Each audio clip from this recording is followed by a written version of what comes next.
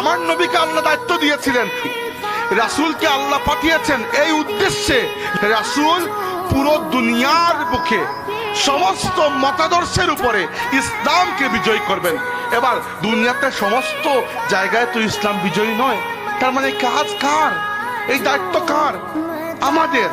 আমাদের হাতে আল্লাহর নবী এই দিনের দায়িত্ব দিয়ে গিয়েছেন। আমাদেরকে বলেছেন ফালইউবাল্লিগিশ শাহিদুল গায়বা, আমাদেরকে বলেছেন বাল্লিগু আন্নী ওয়ালাউ আয়াতান। তাই বসে থাকার সময় নেই এখন আর। ওয়াক্তে ফুরসত হে কাহা, কাম আবি বাকি হে।